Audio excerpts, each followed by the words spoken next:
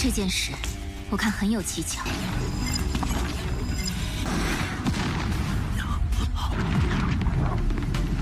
直接拿你的命修炼武魂，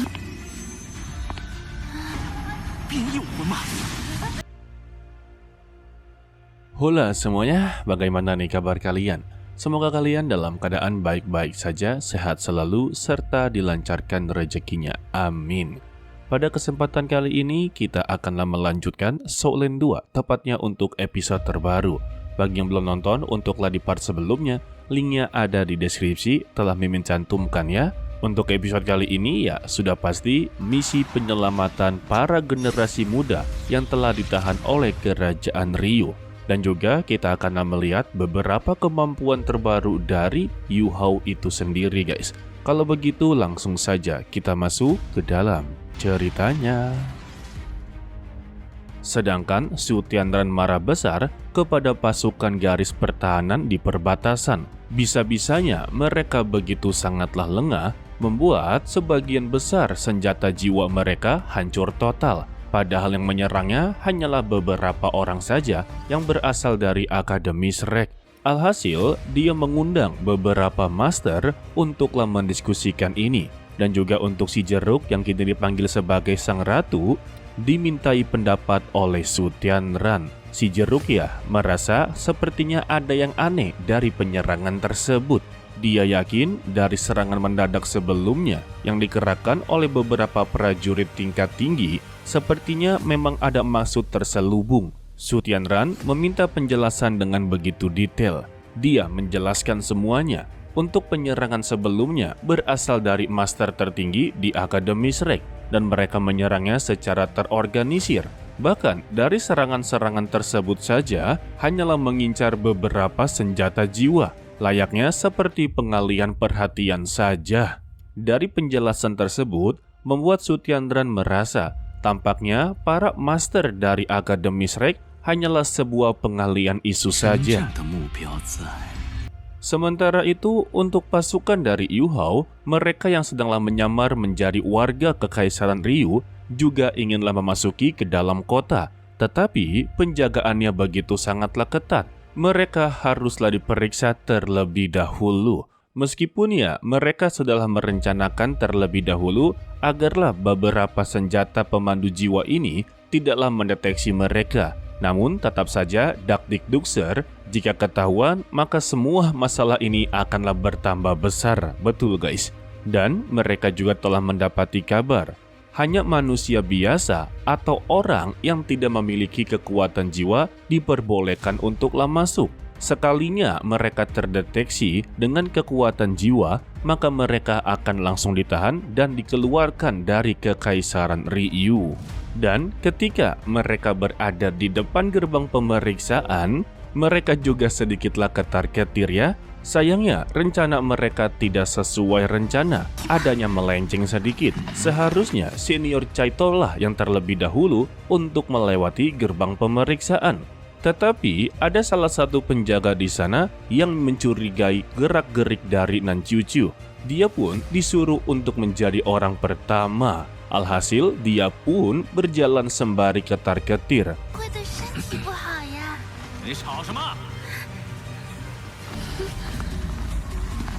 Namun secara tiba-tiba adanya sebuah ledakan yang membuat seluruh para penjaga di sana langsunglah mengambil mode waspada dan juga alarm peperangan telah dinyalakan, membuat Chaito dan juga Susanshi langsung mengambil kesempatan dalam kesempitan untuklah memasuki ke dalam kota. Dan mereka bisa dikatakan cukuplah beruntung. Setelah dari pemeriksaan ledakan tersebut, ternyata sama sekali tidaklah mengancam mereka, membuat seluruh para pasukan pemeriksaan kembali bekerja seperti semula. Dan kini tersisa Yu Hao yang masihlah berada di luar. Namun ya untuk dia sudah pasti bisa untuklah melewati gerbang pemeriksaan. Karena Yu Hao memang ahli dalam penyamaran dan juga menekan kekuatan jiwanya. Setelah semuanya berhasil memasuki kota, kini mereka bergabung menjadi satu lagi dan mendiskusikan untuklah rencana selanjutnya. Dari keenam orang ini, mereka memiliki perannya masing-masing. Seperti Ji Juechen, dia ditugaskan untuklah mencari informasi lebih dalam lagi. Begitu juga dengan Susansi, dia mencari informasi lebih dalam dengan cara mendekati para ciwi-ciwi. Begitu juga dengan Nan Qiuqiu dan juga Ye Gui. Mereka berdua memiliki paras yang begitu cantik untuklah mendekati para penjaga kekaisaran kota Ryu. 居民区，最好哪里能找到圣灵教的人吗？你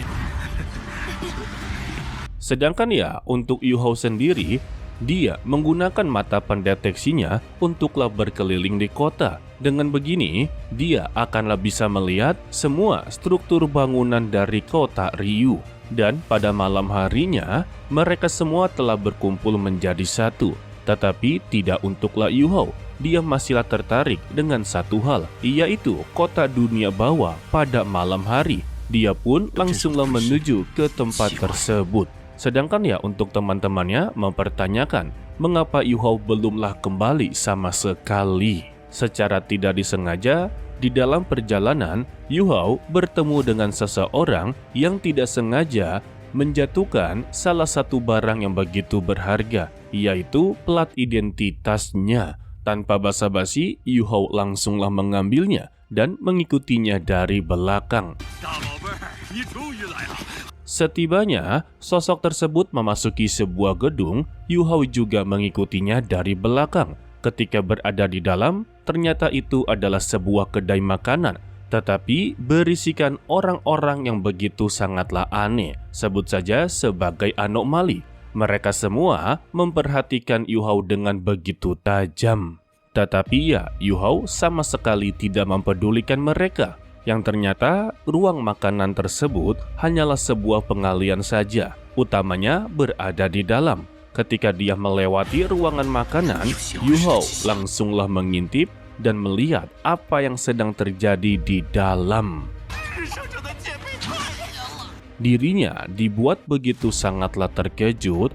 Ternyata untuk pria berbadan besar yang sebelumnya dia ikuti, tiba-tiba tergelantung begitu saja. Ditambah juga ada sosok wanita yang begitu sangatlah aneh sedanglah memegang cambuk. Dan untuk pria tersebut berkata, biarkanlah cahaya suci menerangi dunia, biarkanlah sekte roh suci turun ke bumi. Waduh, mendengar perkataan tersebut membuat Yu Hao langsunglah menyimpulkan kalau semua ini ada keterkaitannya dengan sekte roh suci. Lalu wanita pencambuk ini langsunglah melancarkan serangannya, membuat tubuh si pria langsunglah berdarah-darah dan juga terluka parah. Dirinya sembari berkata, inilah akibat dia yang sangatlah tidak becus dalam menjual beberapa barang. Bagaimana bisa satu barang pun sama sekali tidaklah laku. Tapi kalau dilihat-lihat, pria yang sedang dicambuk berasal dari keluarga yang cukuplah terkenal ya. Dan secara tiba-tiba, wanita ini berhenti untuklah mencambuk. Ternyata, dia merasakan ada seseorang yang sedanglah mengintip dirinya. Lalu, dia langsunglah menghancurkan pintu yang berada tepat di belakangnya. Dan itu juga terdapat Yu Hao. Beruntungnya saja, sebelum cambuk ini benar-benar menghancurkan pintu tersebut, Yu Hao berhasil untuklah melarikan diri.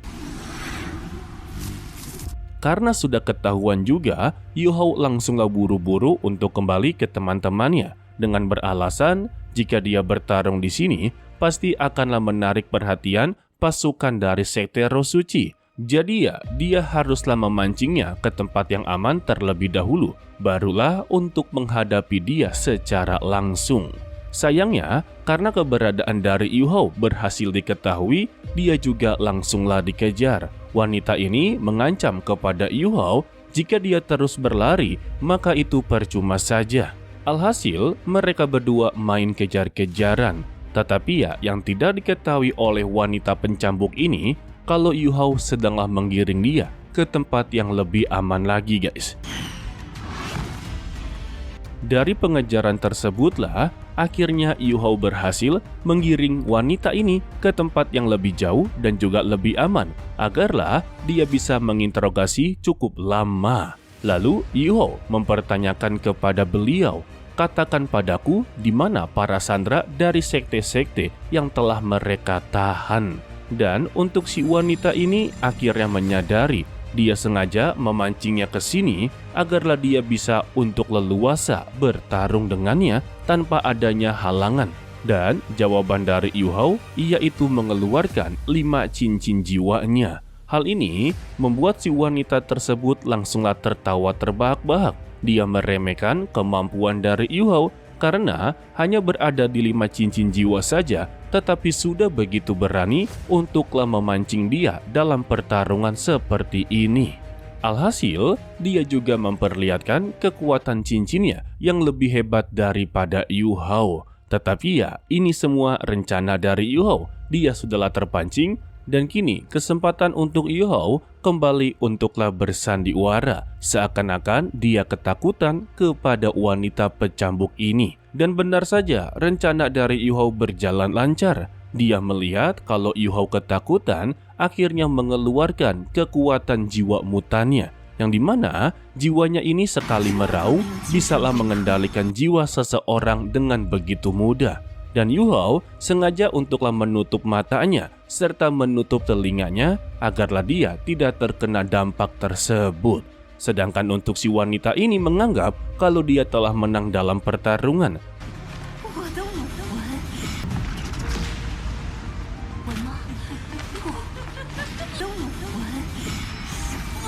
Alhasil, dia pun tertawa terbahak-bahak. Tetapi Yu Hao langsunglah tersenyum dan melakukan ngebling atau flicker tepat berada di belakangnya.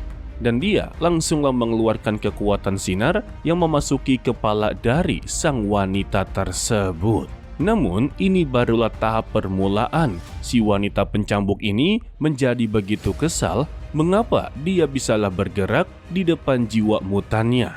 Yu Hao hanya menjawab kalau dia memang terlalu lemah di hadapannya. Mendengar itu, dia sungguhlah tidak terima dan dia kembali untuklah meraung. Tetapi kita bersambung untuklah dilanjutkan part berikutnya, yaitu hari Jumat minggu depan ya guys. Ya, untuk episode kali ini sebetulnya kebanyakan rencana dari Yu Hao. Tetapi ya, ini adalah sebuah progres untuklah mengetahui di mana para sandera yang telah ditahan. Sebab jika mereka bertindak sembarangan, maka semua misi ini tidak akanlah berjalan lancar. Ujung-ujungnya jika ketahuan, mereka sendirilah yang menaruh nyawa mereka dalam bahaya besar guys. Maka dari itu, proses untuklah penyelamatan ini bisa dikatakan cukuplah begitu lama. Jadi sedikit spoiler untuklah di part berikutnya. Untuk Yu Hao telah berhasil mengalahkan wanita pencambuk tersebut. Mimin kagak tahu siapa namanya karena kagak diberitahu ya. Namun yang terpenting dia berhasil untuklah menyelamatkan salah satu sandera yang sebelumnya telah dicambuk. Dan kita akhiri untuklah video kali ini. Mimin ucapkan terima kasih kepada kalian yang telah menonton sampai akhir. Pesan dari Mimin, tetaplah menjadi orang yang baik walaupun itu sangatlah sulit. To be continue, sampai jumpa di video berikutnya. Bye bye. 先拿你的命修炼武魂。